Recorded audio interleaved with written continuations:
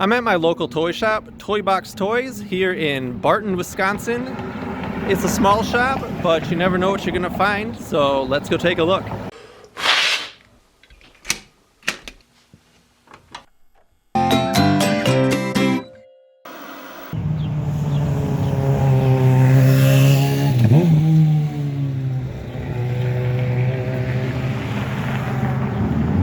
Alright, here at the front counter, they have a lot of different Pokemon cards.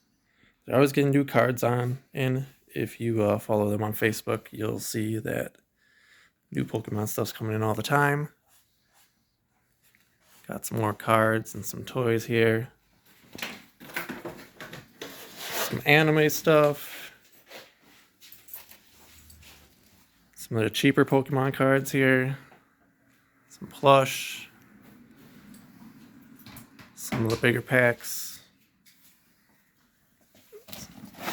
Some of my favorite stuff is digging through the bins of random junk figures, see if there's anything I need. Over in these bins, we've got some loose Joes. That with file cards. A little bit of parts and accessory bins here. Some G.I. Joe vehicles. Some more modern TMNT and Ghostbusters. Some mask in this case. Some Inhumanoids, Silverhawks, Sky Commanders, Street Sharks. Alright. Some My Pet Monster on top here. Some Dino Riders. Castle Grayskull. More Castle Grayskull. It's Ghostbusters here. Some O2. There's a Saurod back there that I keep looking at. Some of the He-Man knockoffs. Some Mego. Monster stuff, Ghostbusters. We got some vintage Star Wars playsets and vehicles up here. Real nice Millennium Falcon Empire box. Figures, playsets, loose figures. There's a land speeder in the box. A Rancor. Micro collection X-Wing, that's nice. Some 12-inch AT-AT.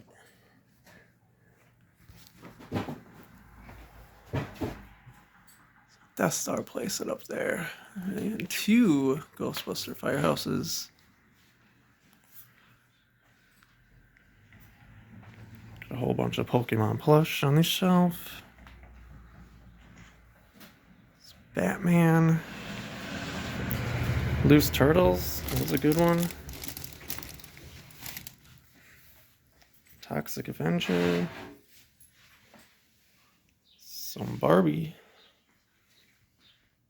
And some more girl toys. Got some ponies and some strawberry shortcake. And Power Rangers. No, there've been a loose ones to dig through. Loose Turtles, Transformers. And some Power Rangers. Some G1 Transformers in here. Lots of good stuff. Some more Power Rangers. And down here we got some Centurions. Now we gotta be careful when we put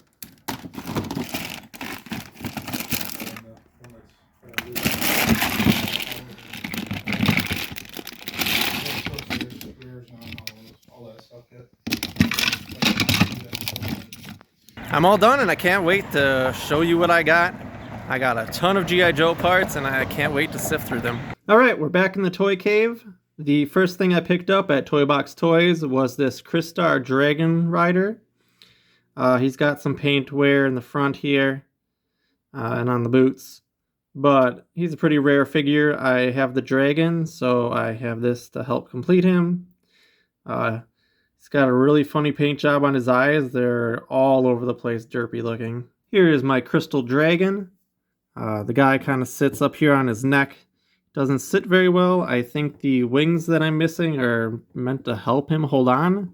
You'd think he would fit on the back, like where the wings go, but his legs aren't wide enough. But on the box art for the toy, he's sitting up here. All I need now is the impossible to find wings and his weapons and the hooks that go on here, which I'll probably never find, but at least I got the rider now. The next thing I grabbed was this miscellaneous bag of Jurassic Park toys by Kenner. Dump it out and show you what's all in there. So here's what was in the bag. The reason I picked up this parts bag is because it had a Series 1 Dennis Nedry in it. He's the only figure I'm missing from Series 1 figures. He's got his squirt gun and his mask and his baby Dilophosaurus.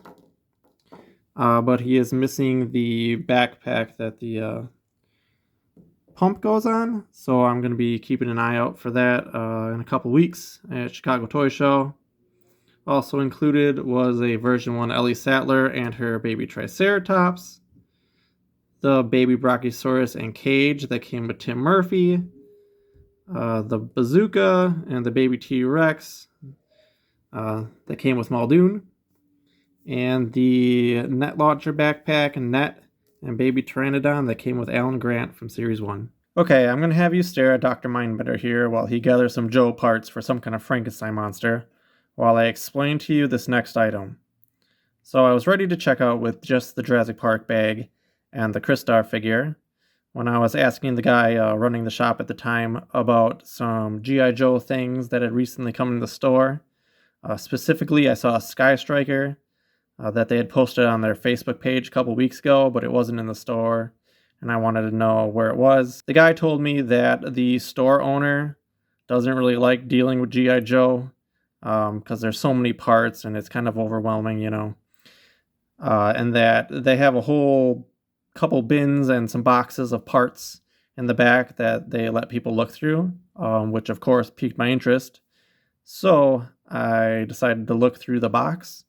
And while I was digging through the box full of parts, he mentioned that the owner also told him that if anyone's looking at parts, just try to sell them everything. And so I left a couple totes of vehicles behind, but I did grab their entire box of smaller parts. And that's what I ended up getting. And up here above Dr. Mindbender is this box full of vintage G.I. Joe parts and other miscellaneous things.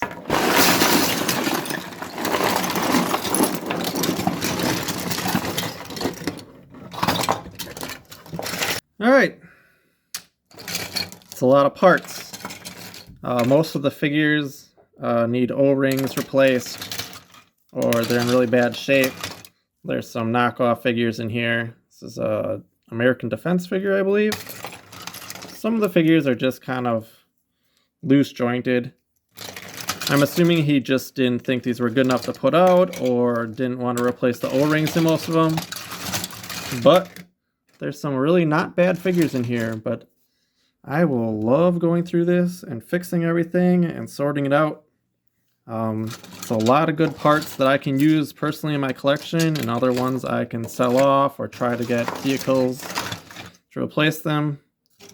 Some funny things in here. Here's a A-Team figure. It's a combination of two A-Team figures. It's pretty fun. There's parts. There's parts for a speeder bike in here for Star Wars. Snake armor. I saw a couple Masters Universe parts in here. Some nice custom job here. Someone took this Ram motorcycle and colored on it with some kind of silver paint pen. I mean, it looks pretty cool actually, but not gonna be worth much. Other fun things that I see in here. All kinds of guns and missiles. I looked through here earlier and I didn't see a lot of like figure weapons, so I'm thinking almost all these figures are gonna be missing their accessories when they're put together. But it does look like all their body parts are in here. Maybe that's also why he didn't put some of these out, is because maybe they put out more complete figures, not just the loose ones they're not going to get much money for. yeah, so this is going to be a fun time. I don't know. Let me know in the comments if you're going to want a video of me showing everything that was in here. I could sort it out by vehicle. I could fix all the figures, O-rings, and everything, and we can look at everything. But got a really good deal on this stuff. I think I can definitely use most of it and probably get my money back for sure, selling it if I have to. So that's my really cool haul from Toy Box Toys on Barton Avenue in West Bend, Wisconsin. If you're in the area in southeastern Wisconsin, go ahead and check them out. They're a small shop, but they have a lot of really good stuff. You can also follow them on their Facebook page, Toy Box Toys. They like to post updates about the new items that come in. A lot of Pokemon cards, but now and then some good vintage toys. If you can't make it to Toy Box Toys, I would encourage you to check out your local toy store and support them because they could use some help. They're a small business and they would probably really appreciate it. Don't forget to like this video and subscribe to the channel for more content. We will be going to Chicago Toy Show in just a couple of weeks here, and I'd love to take you along. Until next time, thanks for watching The Toy Cave.